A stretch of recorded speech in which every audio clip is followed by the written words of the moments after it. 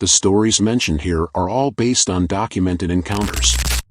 The legend of the Black Dog is a chilling one, filled with tales of both terrifying encounters and acts of protection. From early sightings to documented experiences, the Black Dog has haunted the folklore of England for centuries.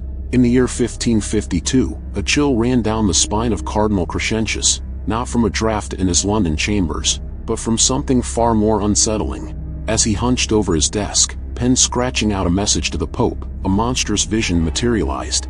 A giant black dog, its eyes glowing like embers, and ears trailing like funeral drapes, slunk into the room and settled under the cardinal's writing table. Terror froze Crescentius in his seat.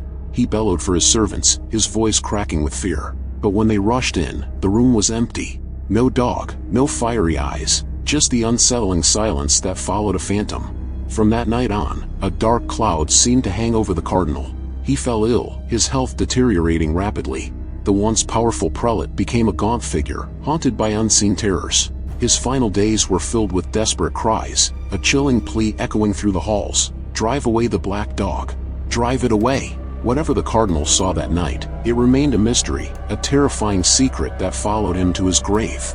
The legend of the Black Dog was born, a chilling reminder that sometimes, the greatest dangers lurk not in the shadows, but in the recesses of the human mind.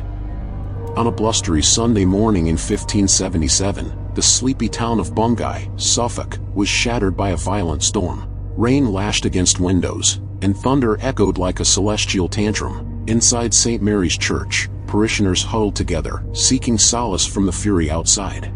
Suddenly, a flash of lightning illuminated the darkened interior. In that eerie light, a gasp rippled through the crowd. A monstrous black dog, its fur the color of a moonless night, bounded down the aisle. Panic seized the congregation as the beast tore past, leaving a trail of devastation in its wake. Two figures kneeling in prayer crumpled to the floor, their necks twisted at unnatural angles. Another man screamed as the dog ripped at his back, leaving a horrifying wound that contorted his flesh. Miraculously, he survived. Even the church clerk, knocked from his perch by a thunderclap, found himself face to face with the spectral hound as it disappeared out the shattered doors. But the terror didn't end there. News soon arrived from nearby Blithburg. The same monstrous dog had ripped through their church, leaving death and burnt flesh in its wake. Fear gripped the countryside. Was this a demonic hound from the pits of hell, or some monstrous beast driven mad by the storm? In the quaint village of Aylesbury, 1890, a milkman relied on a shortcut through a hedgerow to reach his cows. But one day, his routine was shattered. Blocking his path loomed a monstrous black dog, its eyes burning like fiery embers. A primal fear gripped him, and he chose the long way around, a shiver crawling down his spine. Night after night, the encounter repeated. The same black beast, unwavering, guarding the shortcut. The milkman, though initially terrified, grew accustomed to the eerie sight. He grumbled about the extra walk but never dared challenge the spectral canine. Then, one fateful night, a change. The milkman wasn't alone. Emboldened by his companion, he decided to face his fear.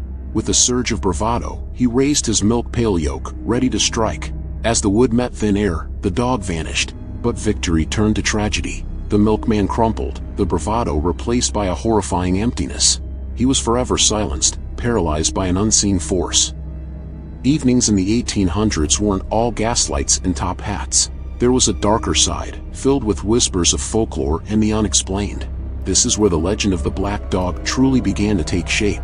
By the late 19th century, authors were scouring the countryside, collecting these chilling tales. But alongside the published legends, there were unsettling first-hand accounts. Some dismissed them as tall tales or figments of the imagination. But others, like Edwin Sidney Hartland, a collector of English folklore, couldn't shake off a story shared in 1856 by a woman he described as respectable and intelligent. This woman recounted a bone-chilling encounter. One night, walking with her husband towards Lyme, a monstrous form loomed out of the darkness. It started the size of a dog, but as it approached, it grew larger, its fiery eyes piercing the night. The woman's husband, inexplicably, saw nothing. Only she witnessed the terrifying transformation, the shaggy black beast reaching the size of a calf before melting into a shadowy cloud and vanishing. Hartland, ever the scholar, documented the story in his book, but his final note cast a shadow of doubt. He labeled it a hallucination, even though it came from a seemingly credible source. This dismissal reflects the prevailing attitude of the time, a reluctance to accept the unexplainable. In 1938, the legend of the black dog took a fascinating turn. Ethel Rudkin, a folklorist, had her own encounter with a spectral canine. This chilling experience sparked a fire in her, and she decided to dig deeper. Rudkin wasn't content with just spooky stories around campfires. She ventured into the heart of Lincolnshire, seeking out first-hand accounts from the people who lived there. And what she found was unlike anything expected. Many residents spoke of encounters with black dogs, either by themselves or by someone they knew. These weren't random sightings either. The black dogs seemed to be territorial, bound to specific areas and roads. Rudkin's work marked a shift. The black dog wasn't just a campfire legend anymore. It was a paranormal phenomenon with a surprising geographical footprint. Her research opened the door to a world where folklore and reality seemed to blur, where the black dog wasn't just a myth, but something experienced by real people in real places. In the early 1900s, a woman was walking home from shopping in Scunthorpe, laden with bags and lost in thought. Suddenly, she felt a presence behind her. Glancing back, she saw a large black dog, its fur as dark as a moonless night. Her heart pounded, but the dog didn't seem aggressive. It simply trotted alongside her, a silent companion on the lonely path. Relief washed over her. This deserted stretch of road was known for its rough characters, and the dog's presence offered a strange sense of security. As she passed a group of men working on the road, their eyes narrowed, and she overheard their muttered threats. Fear coiled in her stomach, but then she noticed something odd. The men seemed hesitant, glancing nervously at the dog. Reaching the safety of her village, she called out to her husband, eager to share her unusual protector. But when she turned, the black dog was gone, vanished without a trace. It was as if it had melted into the twilight. This story, passed down through generations, took a peculiar twist in 2001. Online versions replaced the loyal black dog with angels, reflecting a shift in popular beliefs. But the core of the tale remains the same, a woman's encounter with the unexpected, a guardian appearing in a moment of need, leaving behind a lingering mystery. Was it a spectral canine, a figment of imagination, or something more? Not all encounters with black dogs are friendly. Take the story of a Willowton woman from around 1900 walking by the eerie Blyborough fish pond one night. She felt a presence behind her. Turning, she saw a large black dog, its form unsettling in the darkness. Instead of fear, annoyance bubbled up. But the dog kept pace, an unwavering shadow. Frustration mounting, she lashed out with her umbrella, a futile gesture. The umbrella passed through the creature as if it were smoke. Undeterred, the black dog continued its silent walk beside her until they reached the end of the lane. There, in a blink, it vanished. Did it dissolve into the night sky, or melt into the gnarled branches of a nearby tree? The woman was left with a chilling tale and a lingering question. Was the black dog a ghostly guardian or a harbinger of something more sinister? Ethel Rudkin's research on black dogs wasn't all spooky encounters. Here's a heartwarming story she documented. A Methodist lay preacher, a man known for his kindness and faith, was on his way to an evening service one winter night.